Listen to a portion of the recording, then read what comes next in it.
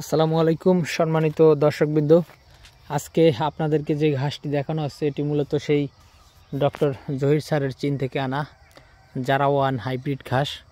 দর্শক, এটি যেমন উচ্চতায় অনেক বেশি লম্বা হয়, তেমন কিন্তু ঘাসও খুবই অল্প সময়ে কেটে খাওয়ানো যায়।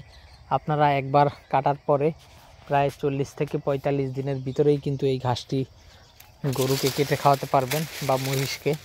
তবে ছাগলকে খাওয়াতে হলে অবশ্যই 30 দিনে এই ঘাসটি কেটে খাওয়াতে হবে, তাছাড়া কিন্তু ছাগল খাবে না। তার কারণ হলো এমনিতেই ছাগল শক্ত ঘাস খেতে চায় না। দেখেন দর্শক, এখানে যে পরিমাণ উচ্চতায় লম্বা হয়েছে প্রায় 15 ফিটের উপরে হবে, 15 থেকে 18 ফিট হবে। দেখেন আমি কিভাবে উপর পর্যন্ত দেখালাম, নিচে যদি দেখাই বিশাল লম্বা হয়েছে কিন্তু এই ঘাসগুলো। তো দর্শক, এই ঘাসগুলো আমাদের জমিতে প্রায় 4 মাসের মতো বা আরও 15 দিন বেশি হতে পারে, 4 থেকে 4.5 মাসের মতো এই জমিতে এই চারা গাছগুলো রেখে দেওয়া। আমরা অলরেডি এখান থেকে কেটেছি, দেখেন এখান থেকে কেটেছি, এখান থেকেও কেটেছি। আর সামনে গুয়াতিমালা রয়েছে, এই গুয়াতিমালাও আমরা অনেকটা কেটেছি, বাদ বাকি অল্প কিছু কাটিন এদিকে বা এদিকে রয়েছে, এগুলো আমরা কেটে বিক্রি করব।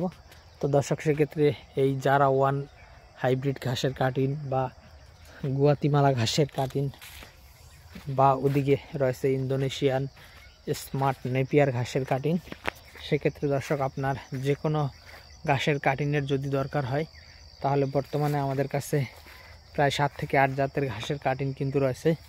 দেখেন এখানে ইন্দোনেশিয়ান স্মার্ট নেপিয়ারটা শীতকালে কেমন হয়েছে, দেখেন যথেষ্ট ফলন হয় এই ঘাসে, কিন্তু পাতা বেশি হয়। বিশেষ করে স্মার্ট নেপিয়ার এবং গুয়াতিমালা এই দুটো ঘাসেই কিন্তু পর্যাপ্ত পরিমাণে পাতা হয়। দেখেন গুয়াতিমালার পাতা কি পরিমাণ, অনেক বেশি পাতা কিন্তু এই গুয়াতিমালা এবং স্মার্ট নেপিয়ার হয়। পাশাপাশি এই জারা ওয়ান হাইব্রিড ঘাসটিও কিন্তু গরু এবং মহিষের জন্য পারফেক্ট একটি ঘাস।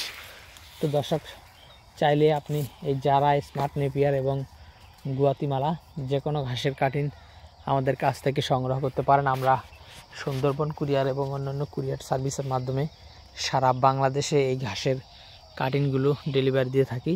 তো দর্শক, আজকে ভিডিওটি শেষ করলাম। সকলকে অসংখ্য ধন্যবাদ।